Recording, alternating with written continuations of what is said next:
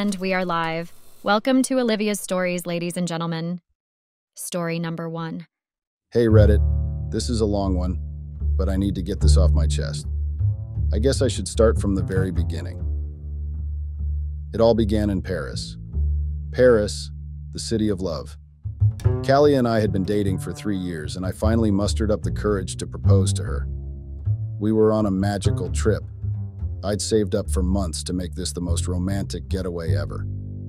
The city was just as enchanting as the movies make it out to be, with its golden streets, lovely cafes, and the ever-present towering Eiffel Tower.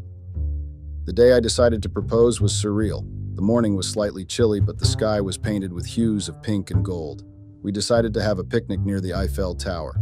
I had it all planned out. A basket full of her favorite pastries, cheeses, and of course, a bottle of the finest French champagne. As we sat there, eating and laughing, I felt this overwhelming surge of happiness. I remember thinking, this is the moment. Taking a deep breath, I reached into my pocket and pulled out the small velvet box.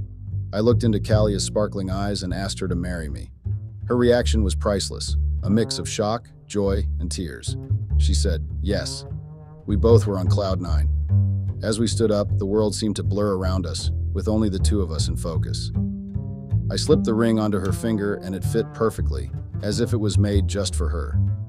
We took photos with the Eiffel Tower as our backdrop, our hands intertwined, showing off the shiny new ring.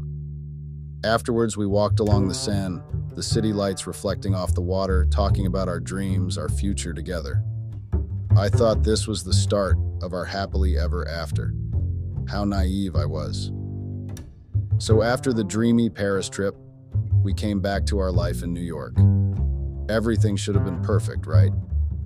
With the memories of Paris still fresh in our minds, I was looking forward to planning our wedding and starting our life together. But things started to change almost immediately. Callie began getting texts at odd hours. At first, I didn't think much of it. I mean, everyone gets texts, right?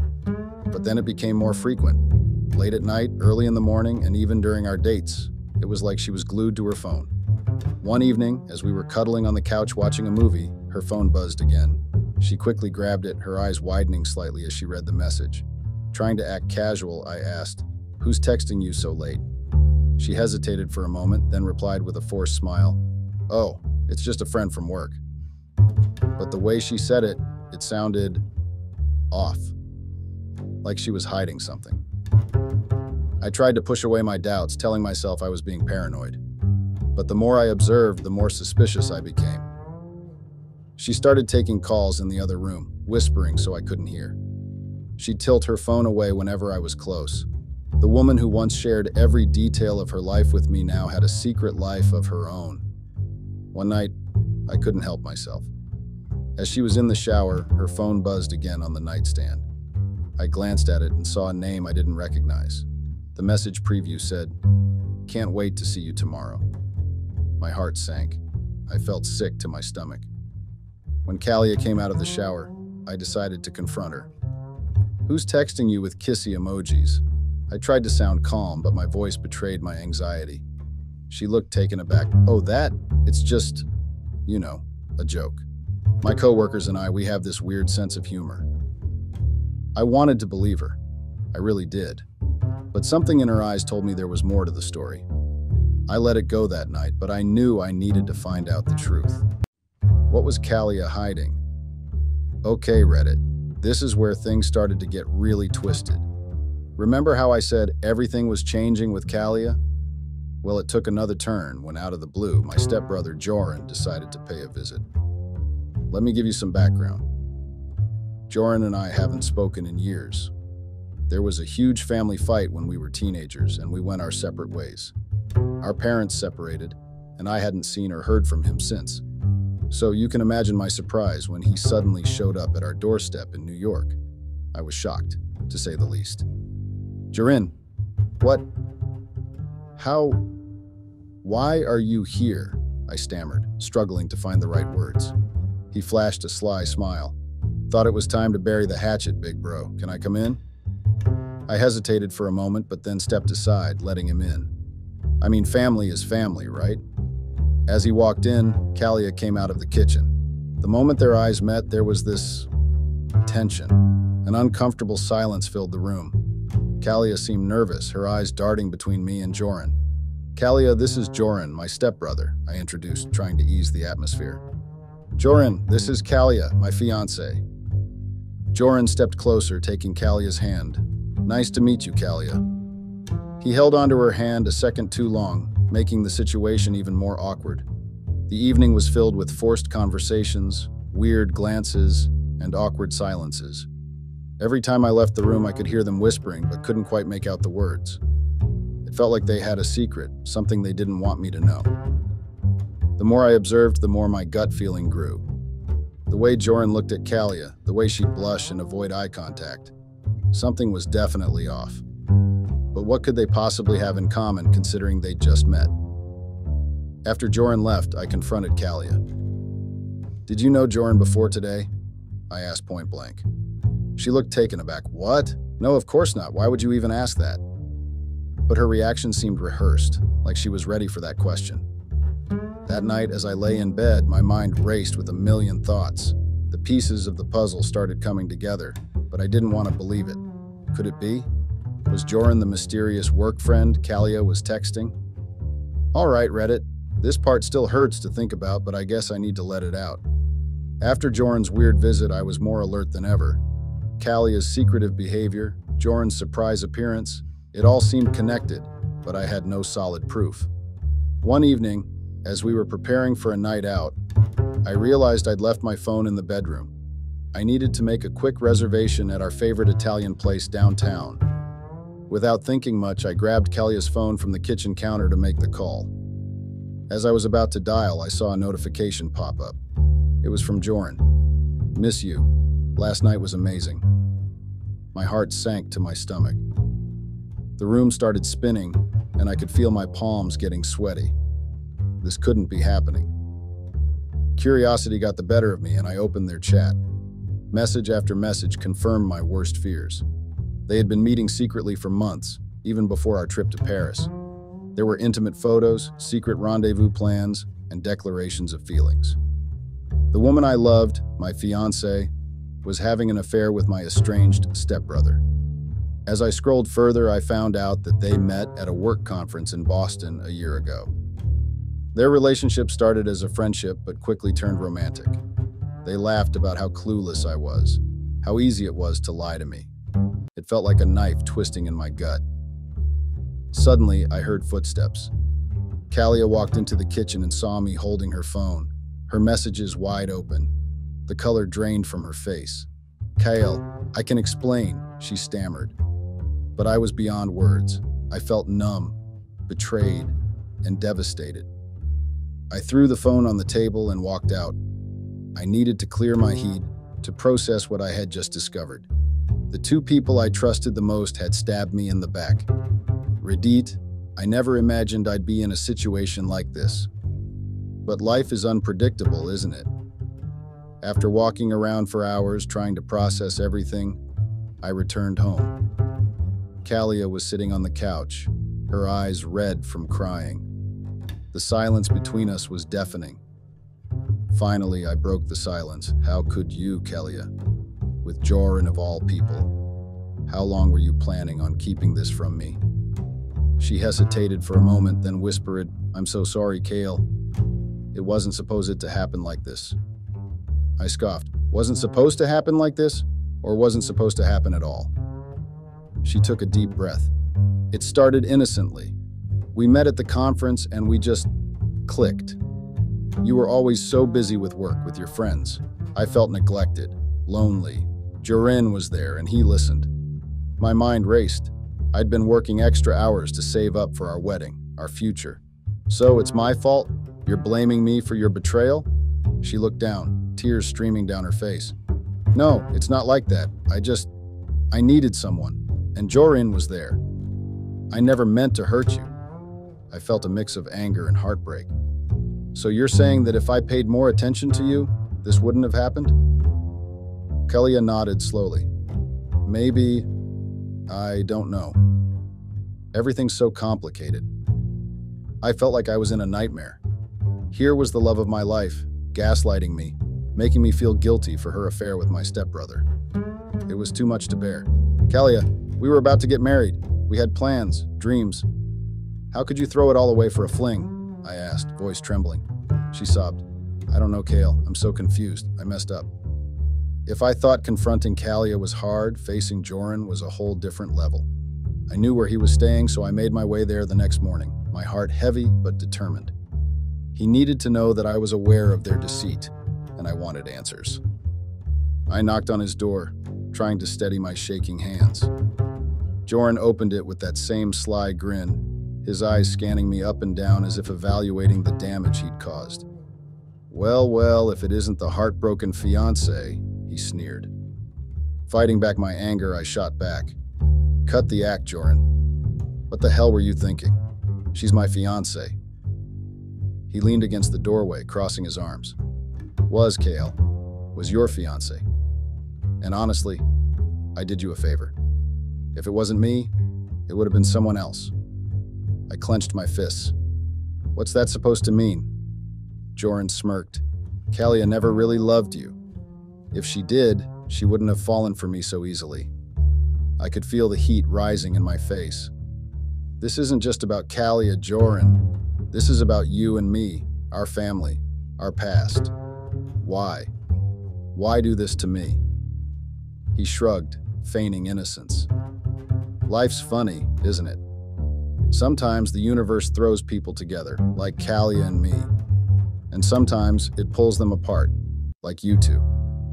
My vision blurred with tears of rage. You're delusional if you think this is fate or destiny. This is betrayal, Joran. Betrayal by both of you. Joran took a step closer, his voice low and menacing. I showed you her true colors, Kale.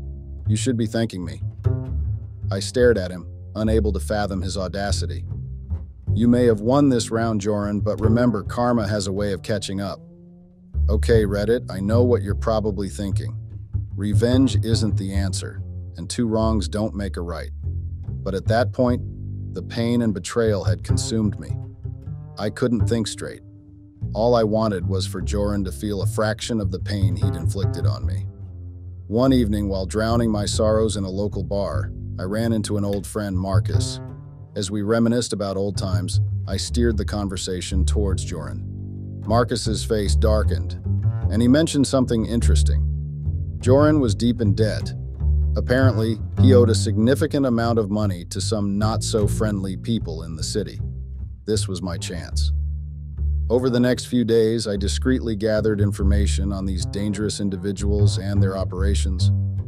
If Joran owed them money, maybe I could use that to my advantage. One night, after ensuring I wasn't being followed or watched, I made an anonymous call from a payphone. I tipped them off about Joran's whereabouts, mentioning that he was trying to skip town without paying his debts.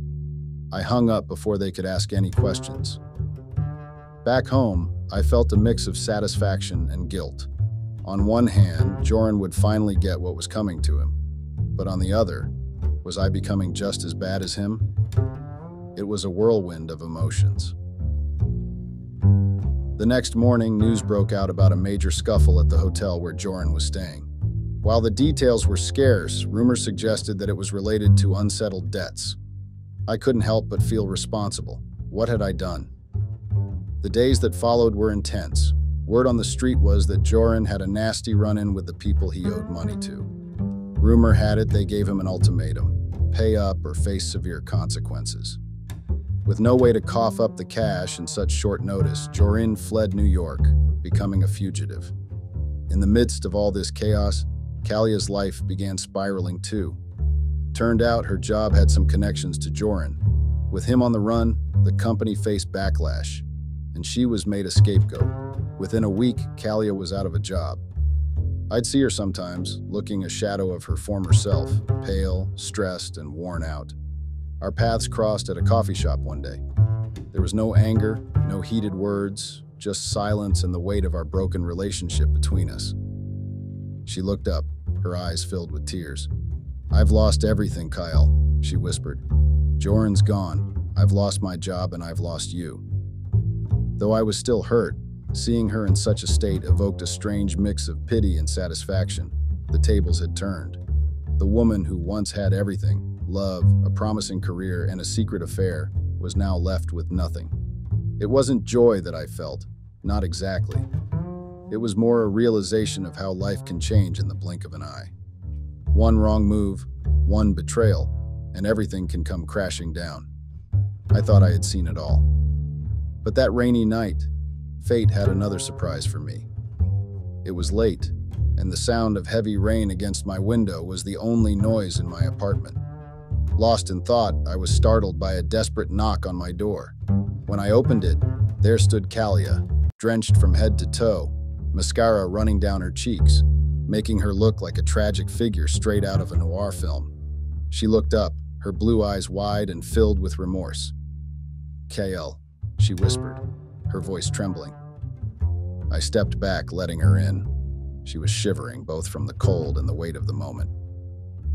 "What are you doing here, Kalia?" She took a deep breath. I needed to see you, to apologize. I've made a terrible mistake, Kyle. I never should have let Joran come between us." I felt a rush of emotions. Anger, pity, sadness, all rolled into one. "Kalia, it's not that simple. You betrayed our trust, our love." She nodded, tears streaming down her face. "I know, and I regret it every single day. I thought Joran was the answer to the loneliness I felt, but he wasn't. It was always you, Kale. Only you." She stepped closer, her wet hair sticking to her face. "I'm so sorry. Please, Kale, can you ever forgive me? Can we start over?" The room felt heavy with tension and unsaid words. I remembered our days in Paris, the love and the promises, but I also remembered the pain, the betrayal. Was it possible to ever trust her again? To ever love her the same way? Read it that night, standing at the threshold of my apartment with Kalia's pleading eyes searching mine, was the hardest moment of my life. My heart ached, wanting to comfort her, to erase the pain of the past months. But another part of me held back, reminding me of the sleepless nights and the sting of betrayal. I wish it were that easy, Kalia," I whispered, my voice thick with emotion. "I wish I could forget everything and go back to how things were. But every time I'd look at you, I'd be reminded of what happened. The trust we had, it's shattered." Kalia's face crumpled and she clutched the sides of my shirt. "I'll do anything, Kael. Anything to make it right. Please." I gently took her hands off me, holding them for a moment. Sometimes wanting to make things right isn't enough. We need to accept the consequences of our actions and move on. Her tears mingled with the raindrops as she looked at me, desperation evident in her gaze. "So, this is it? We're done?" I nodded, swallowing the lump in my throat. "I'll always have a place for you in my heart, Kalia. But I can't be with someone I can't trust. I hope one day you find the happiness and peace you're searching for." With that, I slowly closed the door, leaving her standing in the rain. I slid to the floor, the weight of the finality of the situation crashing down on me. Story number 2. Hey Reddit, first-time poster here, but long-time lurker. My name is Mike, a 38-year-old who runs construction projects here in the heart of Columbus, Ohio. Life's been good, or at least I thought it was. You see, I've built my life the way I build my projects, with care, precision, and a blueprint for everything. My wife, Emily, is 36, teaches a bunch of lively first graders, and has always been the kind of person who lights up a room with her smile. We've got 2 amazing kids, a dog that's too smart for its own good, and a house that feels like it's straight out of a family sitcom. Now, I'm the kind of guy who doesn't mess around. Straight shooter, they call me. Loyalty is the foundation I've laid my life upon. I don't forgive easy, and I don't forget. Betrayal isn't just a word in a dictionary to me. It's a collapsed building that can't be put back up. But let me take you back a bit, 11 years to be exact. That was the year I proposed to Emily under the stars at the Columbus Park of Roses. She had tears in her eyes, and I knew I had the whole world in my hands. Our love. It was the kind that you didn't question, solid and supposed to last until the earth stopped turning. Now fast forward to today, or rather, a few days ago. Christmas is breathing down our necks, and I'm up in the attic searching for the decorations. It's a mess up there. Dust is a blanket over boxes we haven't touched in years. That's when I find this old flip phone tucked away in a box marked Memories 2008.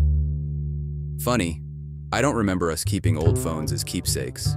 Curiosity has always been a friend of mine, so I think, why not see if this ancient relic still works? I find the old charger, plug it in, and the little screen flickers to life. It's like waking up a piece of the past. And boy, did the past have a lot to say. I'm not prepared for what I find. Messages that turn my sturdy world into quicksand. Hey everyone. Unfortunately, basically everyone who is watching these videos isn't subscribed.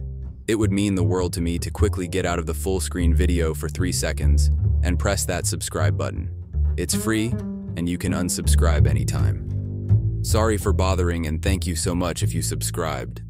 They aren't to me or any family member. No, they're to someone named Dan with little hearts next to his name. My brain starts doing the math before I can stop it. 11 years ago, Emily never mentioned any Dan. So there I am, sitting in the dust and the cold, with every heartbeat feeling like a sledgehammer against my ribs. I've got to know more, but not like this. Not with half-told truths from a phone that should have stayed lost. I slide the phone into my pocket, head downstairs, and plaster on a smile for the kids. But inside, I'm anything but the festive dad they see. I'm a man on a mission for the truth. And that's where I am, Reddit. Standing on the edge of what feels like a cliff, looking down into what might be the end of everything I've known. But I'm not the kind of guy who just jumps. I'm the kind who plans the descent. So I'm going to find out everything before I confront her. Because in my world, you don't accuse without proof. You don't tear down a building without knowing exactly why it's gotta fall. I'll keep you all posted. Hey Reddit, back again. It's Mike. I wish this update was to tell you all about how the phone was just a silly misunderstanding, but life's got a way of throwing curveballs that would make a major league pitcher jealous. I found that old charger, and wouldn't you know it, the darn thing actually worked. The phone came to life with that old familiar jingle like it was no different than any other day. My heart was racing, the kind of adrenaline you get when you're standing on a high beam 10 stories up with no harness. That's when I saw it. A messaging app I didn't recognize, blinking with notifications that were years past their delivery date. Reading those messages was like watching a car crash in slow motion. They were from Emily to this guy, Dan, filled with words that felt like punches to the gut. I miss you. Can't wait to see you. Last night was a dream. Every single one a betrayal. Every word another crack in the life I thought I had. The dates, they lined up perfectly with a time I remember all too well. 11 years ago, I was laid up with a bad fall from a site, the kind of injury that has you staring at the ceiling for weeks. It was Emily who played the devoted fiancée, bringing me meals and managing my meds. Or so I thought. Now I'm seeing it was also Emily who was sneaking off to play house with some guy while I was whacked out on painkillers. I sat there on our bed, this phone in my hand feeling like a live grenade. My head was spinning, disbelief, anger, and yeah, that sting of betrayal that sears your insides like a branding iron. Emily, the woman I shared my bed, my life, my kids with, sneaking around like a character from one of those trashy soap operas she hates. I wanted to storm down the stairs, confront her with her little love notes to Dan and watch her face for any flicker of guilt. But that's not me. I'm not the confrontation on a whim kind of guy.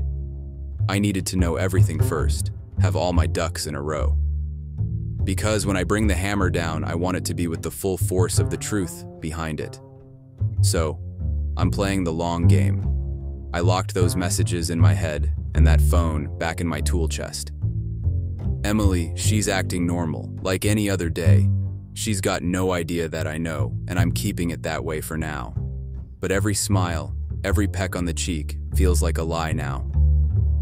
I need to dig deeper, make sure I have the whole picture before I blow up our lives. If I'm pulling the house down, I'm going to be damn sure I know why I'm doing it. I'll let you know what I find, Reddit, because right now, it's all I've got. All right, Reddit, it's Mike here, clocking back in with an update. If you've ever thought life could be as tangled as the cords behind your TV, then welcome to the club. The past few days have been like living in a detective show, except I'm the guy piecing together his own case of domestic heartbreak. With the stealth of a cat, I started combing through the history of us. I went down to the basement, where we keep all our old planners. You know Emily, being a teacher, she's meticulous about keeping records. So, I dug out the one from 11 years ago, dusted it off, and what I found was a map to the past. Days she said she was working late, business trips, and those mandatory team-building weekends. I cross-checked dates with the messages, and guess what? It was like fitting pieces into a puzzle, a really sad, pathetic puzzle. Then, there was the social media archaeology dig. I jumped onto the old Facebook account I haven't used in years, scrolling way back to simpler times, or so I thought. There were pictures, Emily and this Dan guy, always side by side at work events, always tagged together. Great job, team. Couldn't have done it without you, Dan. It was all right there in the open, and I was too blind to see it. The more I found, the more meticulous I got with my documentation. Screenshots, printed emails I found saved on an old hard drive, receipts for dinners out that I thought were for client meetings. It was like I was building a case for a jury, except the only juror was me, and my verdict was already pretty much decided. All this time, I'm putting on the Oscar-worthy performance of the unsuspecting husband. I kept it normal, the goodnight kisses, the how was your day, banter. It was eating me up inside though. Every smile from her was like a twist of the knife, but I couldn't let on. I've got to keep the act up for the kids too. They don't deserve to get dragged into this mess. Dan, this guy, turns out he left Ohio a few years back, moved on to some tech job in California, a whole new life. I even found his LinkedIn profile. Great at building professional and personal relationships. Yeah, a real charmer. So there you have it, Reddit. The case of Mike versus the ghost of infidelity past. All evidence points to a guilty verdict. What's left now is the confrontation. But it's gotta be more than just a showdown. It's got to be the final act of a play that's been running for too long. I need to plan it out perfectly, down to the last word.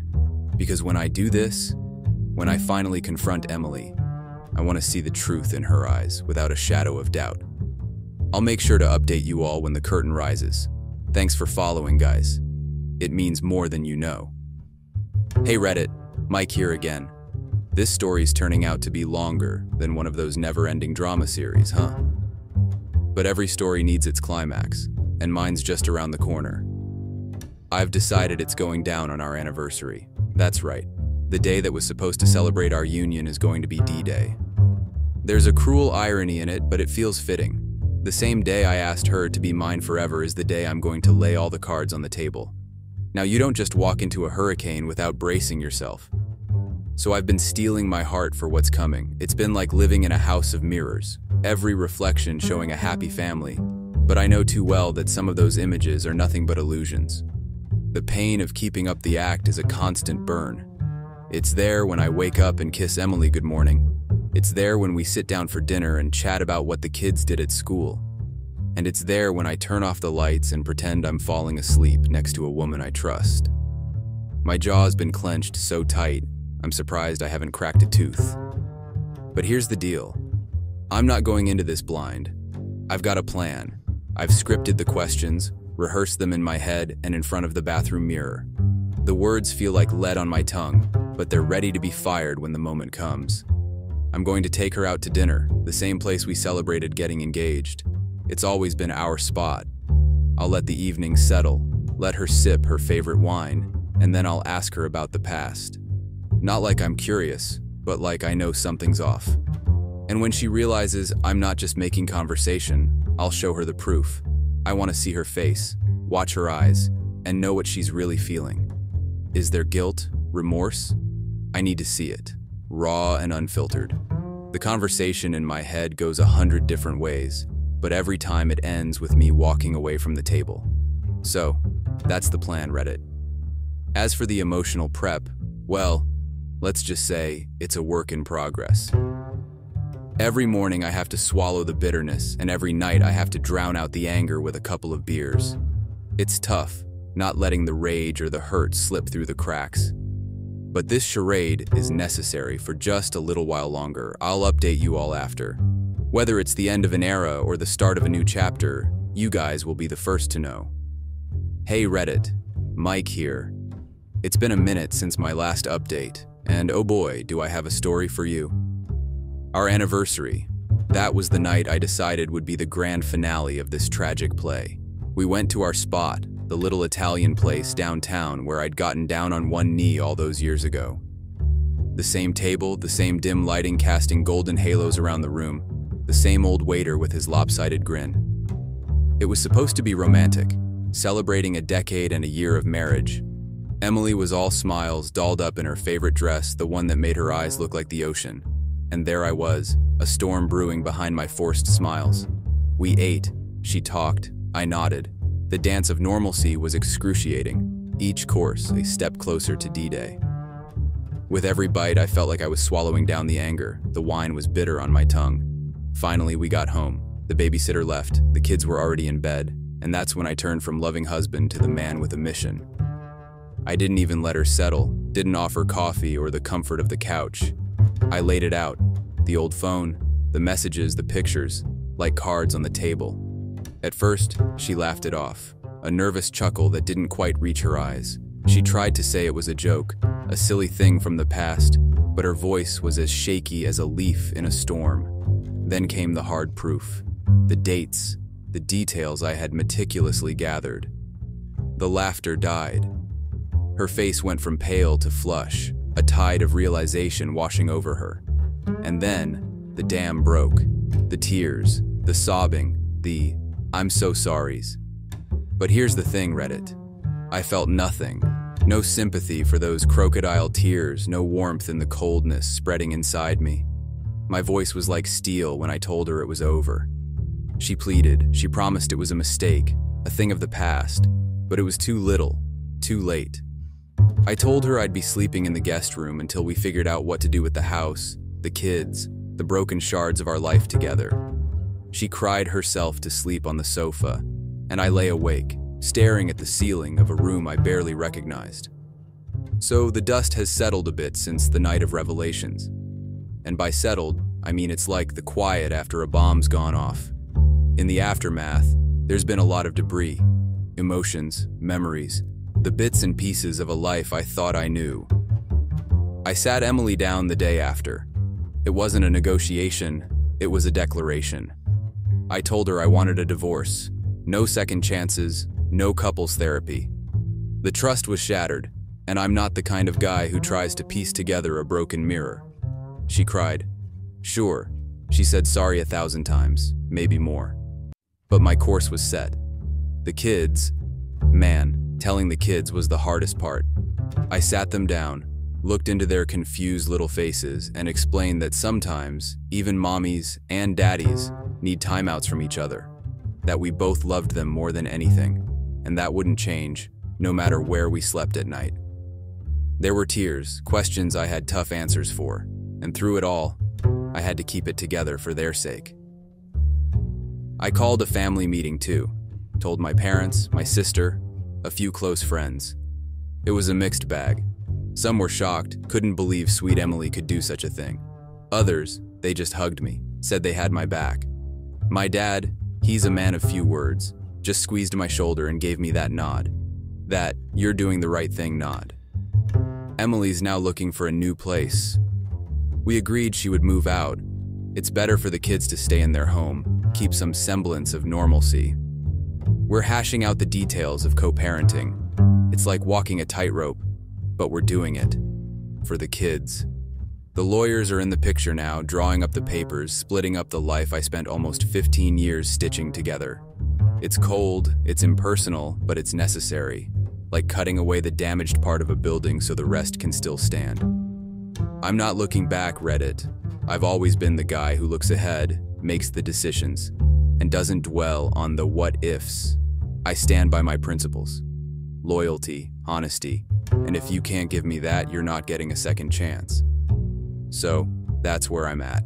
A single dad, soon to be divorced, standing on my own 2 feet and looking out for my kids. It's not going to be easy, but then again, I've never been one to shy away from the hard stuff. Thanks for sticking with me. I'll drop another update when the next shoe drops. What's up, Reddit? It's Mike, back for what feels like the final chapter of a saga I never wanted to star in. It's been several weeks since I last spilled my guts to the internet. I've read every single comment, taken every piece of advice, and I've got to say, it's made a difference. The kids and I, we're doing okay. Better than okay, some days. There's laughter in the house again, real laughter. We've had our moments, plenty of them. But we talk it out now. We deal with the emotions like a team. They're tough little cookies, my kids. I've found a kind of peace in the chaos. The divorce is almost finalized, and the future's looking different than I thought, but it's looking all right. I'm a full-time dad, and I've never been more committed to a job in my life. I'm baking cookies, and only burning like half of them. I'm at every soccer game cheering the loudest, and we've got this Friday night movie tradition, the kids pick, and I've seen enough animated movies to last a lifetime now. And yeah, I'm dipping my toes back in the dating pool. Not diving in head first or anything, but starting to think about the possibility of a new wife, a new partner in crime. Someone who gets that my kids will always come first and who shares the same core values. I'm cautious, you better believe it, but I'm also hopeful. So here's the kicker, the moral of the story, or whatever you want to call it. Trust, it's everything. Without it, you're building on quicksand. And the truth, no matter how ugly, no matter how brutal, it's worth facing. Lies, they eat away at everything like rust. They might not cause the collapse right away, but give it time, and down it all comes. I've learned a lot about myself, about what I can handle, and about what it really means to stand by your principles. I'm not the same guy I was when I started posting here. I'm a little wiser, a little tougher, and a lot more thankful for the honest people out there. Thanks for being a part of my story, Reddit, for the advice, the tough love, the virtual shoulder to lean on. Keep your eyes open, stand firm, and never settle for less than you deserve. This was Mike, signing off now. Thanks everyone for watching, and if you would subscribe to this channel, it would mean the world to me. Thanks to everyone that does, and enjoy the rest of your day or night.